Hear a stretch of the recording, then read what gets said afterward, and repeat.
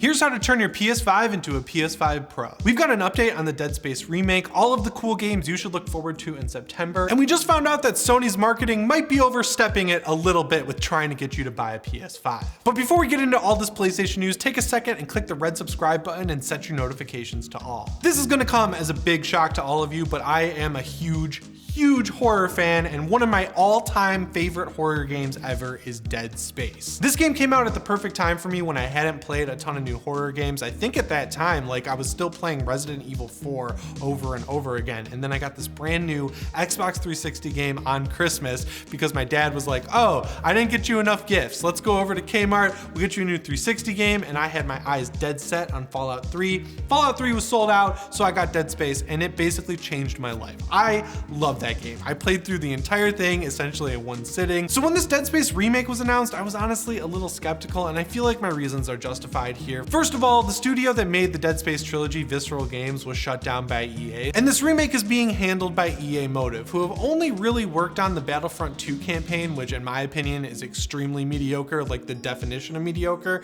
and then they also made Star Wars Squadrons, which is incredible. So they basically got a 50-50 track record. And then when they announced this remake, they basically made some weird remarks about updating the story to make it work better. And in my opinion, the one thing that doesn't need changing in Dead Space is the story. I know that you could definitely improve some parts where you're using a cannon to shoot these big arms off of a giant alien, and some of the zero gravity stuff could definitely use some updates, but like, yeah, I don't need any major structural changes to this game. But some of my fears were kind of put at ease today when they did a 40-minute live stream with the first official reveal of some of the gameplay from the Dead Space remake. I'm like being weird about the reveal of the gameplay because this was a 40-minute live stream where they showed off literally about 10 seconds of gameplay, and what they showed was a hallway from the first game and a hallway from this remake. And you know what? It looks like Dead Space, but vastly improved graphically, and that's good. And they also talked about some of the gameplay changes they're making, and they sound pretty good. They have a whole new flesh system for the necromorphs where you're gonna have to be more accurate with what parts of their body you're shooting off, and they're gonna have layers of flesh, which I think is awesome. Like, that's what I wanna hear. More gore in Dead Space is always good. And they're taking the zero gravity controls from Dead Space 2 and kind of putting them in Dead Space 1, so you'll have more 360 degrees of motion, which is good because that was really confusing in the first Dead Space, how things were oriented when you were in zero gravity. And something else they're doing that's really cool is bringing back Gunnar Wright to play Isaac Clarke in this game. I think that's the smartest move they can make. Changing the voice actor would be stupid. I know Isaac doesn't have a ton of voice lines in the original game, but still, I know his voice after playing through the entire trilogy. But of course, it can't be all good, and again, the thing that really stood out to me and made me feel skeptical all over again had to do with the story. So they're talking about how in the original game,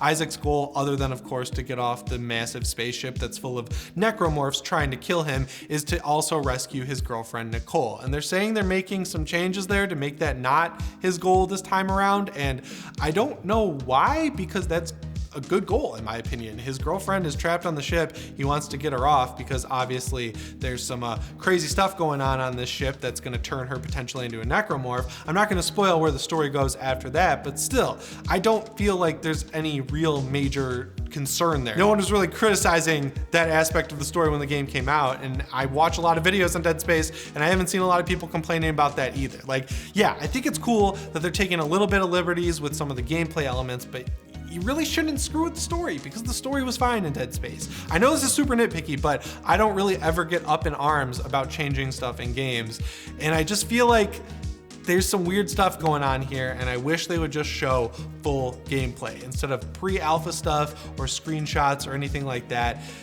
Yeah, there's some weird stuff going on here. I'm still a little skeptical, but I'm feeling a little bit better. Like, before this live stream, I was like 40% excited, and now I'd say I'm at about 60%. I just got to see some real gameplay and really understand what they're changing about the story before I get to like 80 or 90% hype. And now it's time to talk about Nintendo here on the PlayStation channel, because my friend Nicole from Super Switch Go came by to brag about the Switch selling more than the PS5. Hey, Nintendo, gang gang in the house. The Q1 numbers have been published, and the Switch has more than double the sales of both the PS5 and also Xbox. We're doing pretty good. Okay, but there are a lot of factors here, I think, as to why the PlayStation 5 is losing, mainly because they can't make them fast enough. I mean, whatever makes you feel better, Jimmy, I guess. Also, what about that 4-year head start that the Switch had? Does that play into it at all? I mean, don't hate the player, hate the game.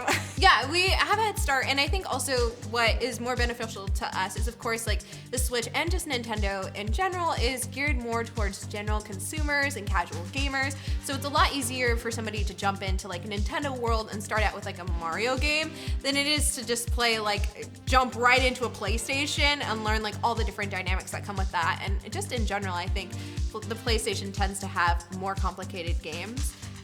And also, granted, I will give you, in some ways, a more immersive experience because of the better technology you guys have on your side. That actually makes sense because the biggest selling game of the last ever is Animal Crossing New Horizons. Is that what it's called? I played so much of this game, I should know what it's called.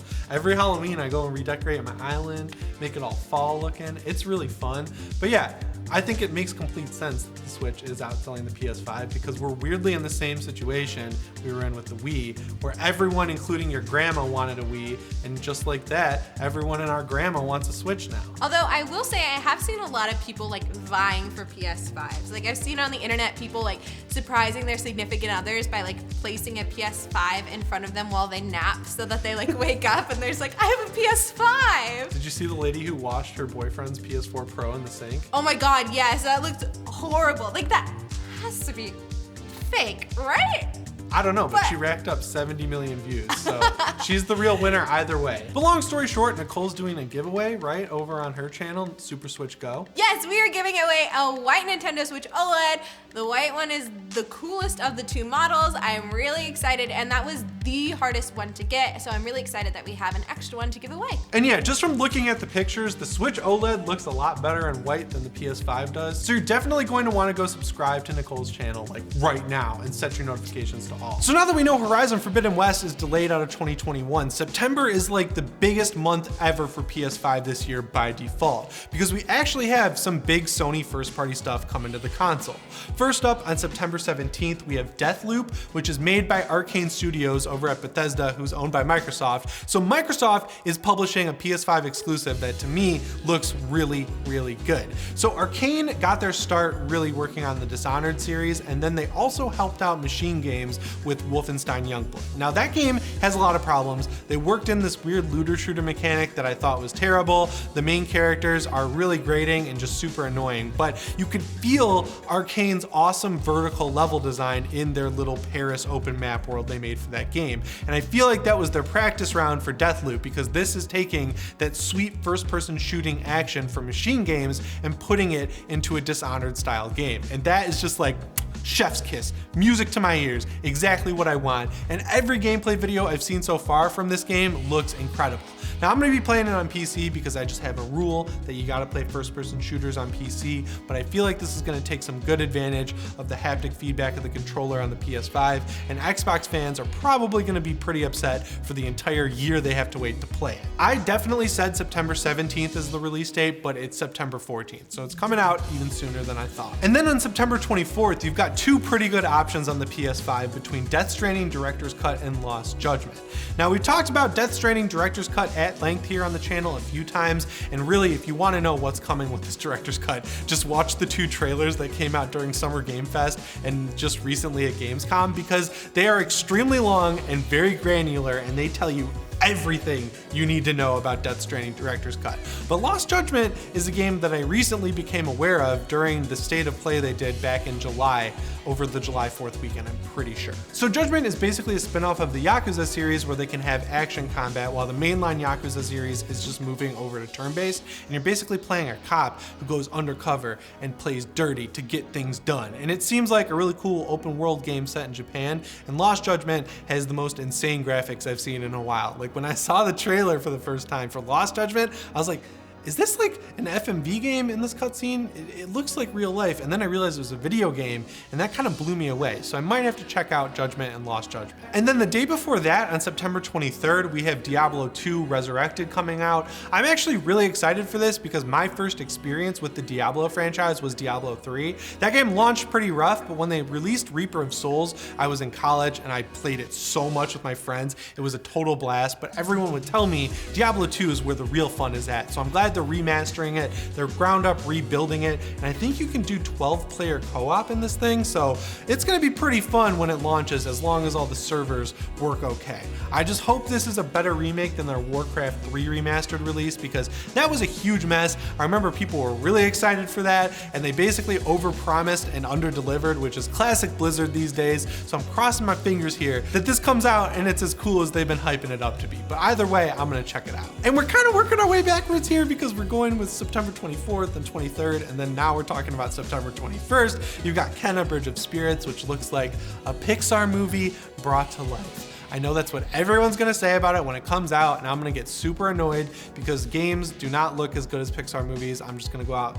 and say it. I'm sorry guys, but Kenna looks really good. They've been teasing this one ever since they started announcing games for the PS5 itself, and this one got a light delay, like I think of just over a month, so people I think are really excited to finally get their hands on it. Honestly, I'm looking at it, gameplay's not for me, but I hope if this is something that's up your alley, you really enjoy it. And then finally, I'm gonna give a shout out to Ghost Runner, which comes out September 28th in its native PS5 form. That game is severely underrated, and I feel like everyone should check it out. And if any of these games sounded cool to you, we'll have them all linked down in the description. So Ratchet and Clank Rift Apart's been out for a couple months now, but it's back in the news recently because the founder of Traveler's Tales Games, the people who make the Lego games, is making some pretty bold claims about the technology used in Ratchet and Clank. So essentially what he's saying is that Sony overhyped and overmarketed the game because in his opinion, a lot of the tech that's used in the game that Sony said could only be done on the PS5 could actually be done on a PS3 game. And he has some pretty compelling evidence to back it up because I guess they've done similar things in a Lego game. So the thing that he kind of takes umbrage with is the fact that Sony made it seem like in the marketing that this new pocket rift dimension thing where you could jump through portals into different levels instantly without loading times is something that can only be done with the PS5's SSD. But because the moments in those games where you're doing it are basically asset flips of the same level you're already playing in, or they're little levels where it's like a platforming challenge that uses the same assets over and over again, it's not actually as advanced as they made it seem. And I remember when the game came out, and I talked about it here on the channel, I remember saying I was a little bit disappointed with the fact that the rift technology in the game wasn't like a gun where you could fire a rift and jump between levels whenever you wanted. It was heavily scripted moments where you were flung through them during cutscenes and you had these little challenges and stuff like that. Nothing really felt totally next gen with it. Where this game does feel next gen though is with its graphics, and I feel like this is where he's really missing the point. The idea is not that this technology is totally insane or anything like that, it's that you have technology like this and the game can look and run as well as it does. This is a really good looking game. You can play it in performance mode at 60 frames per second and it looks incredible, or you can play it in an even better quality mode at 45 frames per second and it's probably the best looking game on PS5. Like honestly, I don't know if there's a better looking game on the actual console. And the shooting feels incredible with the DualSense controller. You've got the haptic feedback, you've got the adaptive triggers that make every gun feel different. You're switching weapons on the fly. Like I don't think there's anything that he can argue with in the sense that this game would look or play as well as it does if it was on the PS3 or even PS4. And I feel like Sony's basically admitting that because we don't have this game on PS4 at the current moment. We know that they're putting every game they possibly can that's coming to PS5 on the PS4, and we have not heard anything about Ratchet and Clank Rift Apart. So to me, that tells me, yeah, they probably can't run it on the PS4 and make it look and run as good as it does on the PS5, and that's awesome. It's finally a game that needs the PS5, and yeah, if you really get down to the technical level, I think this dude's right, but I don't think his argument really holds water when you look at how the game looks. You'd think with Starfield on the horizon, people would kind of be forgetting about the Elder Scrolls 6 at this point because it's very clearly very far away. But this new edition of Skyrim that they're calling the Anniversary Edition has put the Elder Scrolls 6 back in the news, mainly because Pete Hines made a blunder and started talking about the Elder Scrolls 6 again. So in a recent live stream, Pete Hines, the lead marketing guy over at Bethesda, was talking about how people are frustrated that they don't think they're going to be able to play Elder Scrolls 6 on the PS5. And he said said, look, I don't know what the situation is, but right now you're gonna play Starfield on the Xbox Series X and the PC, and you're not going to play it on PS5. But if you look at other releases like the recent Quake remaster or the upcoming Skyrim Anniversary Edition, they're not totally abandoning the PS5. Now, people took this to mean that Elder Scrolls 6 has a chance of coming to PS5 and by proxy Starfield. So Aaron Greenberg, the head marketing guy over at Xbox, had to go on Twitter and say, no, Starfield is not coming to the PS5. It's coming to the Xbox Series X and the PC and the Series S. It's not coming to Xbox One either. But if you're a PlayStation gamer who doesn't have a PC or an Xbox, you can play the game with cloud streaming on your phone. So yes, it's not totally leaving out people who only own a PS5 by like some weird technicality where you can get on Xbox cloud streaming with your phone, use your Game Pass subscription for $15 and play Starfield day one. And I'm assuming that also means that's exactly what's going to happen with Elder Scrolls 6. Now, obviously for PS5 gamers, this is super frustrating because Skyrim is one of the biggest games of all time. So you'd assume that people would want the sequel, Elder Scrolls 6, to also come to the PS5. But hey, I don't know what to tell you guys, honestly. I want to be frustrated about this. I want to be upset about it. Obviously, I can empathize with the people who don't have a PC or don't have an Xbox, but I have an Xbox, I have a PC, and I have a PS5. I will definitely be playing Elder Scrolls 6 regardless on the PC, just because it's a Bethesda game that I want to install mods on, and they always run and look better on PC. That's just how it is. You play Bethesda games on PC, you have the best time. Where I think Xbox is really screwing up though is how vague they're being once again about the Elder Scrolls Part 6. Like, look, you own Bethesda, you own the Elder Scrolls franchise, make a decision and commit to it. Don't give us this vague bull response every time like, yeah, you know, we don't know if it's gonna come to the PS5, like look at the games we're putting on the PS5, consult your tea leaves and make a decision based on that. No, it's on you to come out and just rip the band-aid off. Stop giving PlayStation players hope that they're going to get the game on PS5. They know where they're gonna release the game and they just need to say it, because this is just gonna keep happening. You're gonna have different marketing people saying different stuff, drumming up controversy, and I know that all these game sites love this, but I'm sick of it. I just wanna know, are PS5 players gonna be able to play Elder Scrolls 6? I doubt it, but we don't know, and that's frustrating. So earlier in the week, I was looking for PS5 news and I saw this op-ed article type thing on Screen Rant where they were basically comparing the fidelity mode in certain games to the performance mode and trying to decide which one's better. So with fidelity mode, the target is definitely resolution. They want to get the game running as close to 4K as possible, and then because of that, you have to drop the frame rate down to like 30 FPS, or in Ratchet and Clank's case, 40 FPS, which is really weird. Like, it looks good enough at 40 FPS, but going from 30 to 40, it's just like, who would have thought of that? Insomniac Games, obviously. But then on performance mode, the target is obviously frame rate. So then they drop the resolution from a targeted 4K down to like 1440p or even 1080p, depending on what the frame rate is. Like Destiny 2, I know, for example, in Crucible, you can play at 120 FPS, but then that of course drops the resolution. Now, obviously when Sony was marketing the PS5, they really pushed the 4K graphics, the fidelity of new games and stuff like that. But coming off of the last generation,